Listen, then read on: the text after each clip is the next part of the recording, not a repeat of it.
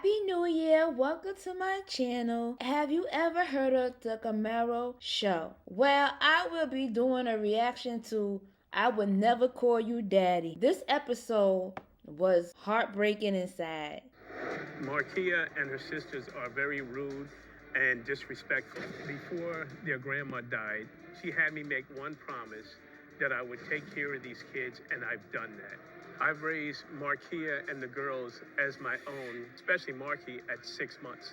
I piled the Christmas tree up to the top with presents. I've taken them to Disney World, Great Adventure. We went through every place together. I spoiled them rotten, and I wanted them to have something that I never had. I did everything for them. As they got older, they totally started disrespecting me. 3 o'clock in the morning, I get up, and there's a boy in Markeya's room at 3 o'clock in the morning. She just didn't care. Now they moved away from me. They act like I don't even exist anymore. They don't even call me. They don't say, "Hey, Dad, how you doing?" Karamo, I know you could help me fix this with my daughters. Right now we have Markeya here. Please help me fix this. Help me get this right with them. I don't know why I'm being treated like this. I'm like, the grandfather did not understand why he needed help. Child, that grandfather was something else, if you ask me. And I said, if I was Markeya, I wouldn't call him daddy ever again either. This girl was victimized, traumatized, and wasn't healed for not being believed by her grandfather. And in my head, I was wondering why he did not believe that his granddaughter was sexually assaulted. OMG, I cannot. How would you feel if you came to the person that raised you, who was like a father to you, and he did not believe that you were sexually victimized? That would you still call him daddy and want something to do with him? No. I said the grandfather tried to make her as a villain. But in reality, I believe Markeya, and I was actually on Markeya's side. Everything changed. He was like, "Oh, you're being rude. This is not how you come into the house asking questions." I never stabbed into the meat. And even if I did, he doesn't know how to cook. So I was probably just checking it out, but I don't even remember. So you said all of this about money. Explain that to me. If I asked him to do something for me, he'll do it, which is nice. I appreciate him for that. I thank him all the time. All the things they listed on the board about this man, I actually believe that's what he is. I said the grandfather is mean-spirited. And you could tell he's very mean-spirited, and he tries to turn Markeya, who was the victim, into a problem. And I said, that is a no for me. And I want to know from you, when do you think in your mind Markeya started to act out? God, Markeya started acting out. She brought a boy into the house when she was in high school. I caught the boy upstairs with Marky in the bed. And This is what you're referring to at 3 a.m.? At 3 a.m. in the morning. Oh, okay. And I was like, no. I said, that ain't happening. And of course, he went boom down the stairs. One other thing that she did, I invited her over to the house because she was on her own and said, "Hey, how about having Thanksgiving dinner?" So she came over to the house. Of course, I was dating a girl named. She was really high, and she took a knife and started stabbing the fork like this and into the meat, and then told one of the kids, you're a pig or something like that. Then got up and said, "Hey, you're out of here. You're done."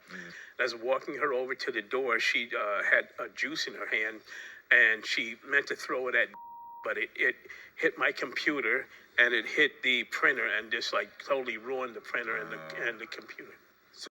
I said, no, sir, you are the problem, okay? You are the problem. And I believe Markeya, after her grandmother died, the grandfather changed. I believe everything she said on this episode. I think the grandfather cheated first, and the grandmother got revenge on him. She did. Two could play that game, okay? Instead of leaving him, she cheated on him, all right? Why am I going to lie? It went right on the computer. You're a liar. I went through your phone. You always tell me, oh, I don't cheat, I don't do this. But I went through your phone point in time when my grandmother was alive. And you was talking to females. So I'm trying to text your grandmother. She doesn't text. Since she's not here to speak up for herself, he tries to make it seem like the grandmother was the issue for reason why he cheated. You know, when somebody cheat, they never takes accountability for their actions and try to point the finger at the other spouse to make it seem like they're the issue, and in reality, it's the cheater who is the cause of the problem. If my child came to me that somebody did something sexually to them, I would believe them. The first thing we do is take the proper steps to get that person in jail. I hope that predator is not victimizing somebody else. Because if they did it once, they will do it again. And I said once again, I believe Markeya once again when it comes to the stepmother. Let me tell you, stepmothers could be so evil. They would have two sides to them, a good and evil. They all good in front of the father and make it seem like they're the stepmother of the year. And in reality, when the father turn their back, they evil. If you don't believe me, ask Cinderella. Okay, stepmothers, you gotta watch out for them sometimes. In my opinion, her behavior was a cry for help. I don't think she got the therapy that she needed to heal from being victimized and her grandpa not believing in her and then throwing things up in her face. Because every time she would talk, he would not let her talk. I feel like that grandfather was hiding something. Because why would he interject his granddaughter that much unless he did not want her truth to get revealed? You could see Markeya sitting next to him and she is just boiled over on the couch crying her eyes out. Not one time did he go over there on his own to hug her and apologize to her. Karamo had to force him to apologize to his granddaughter. And I feel like it wasn't even a sincere apology. I agree with Karamo 1,000% on what he said. That's for a young woman in this world. She's supposed to feel safe, and you're her father figure. And in a moment when she felt assaulted, felt attacked. Look at her head right now. She did not feel safe.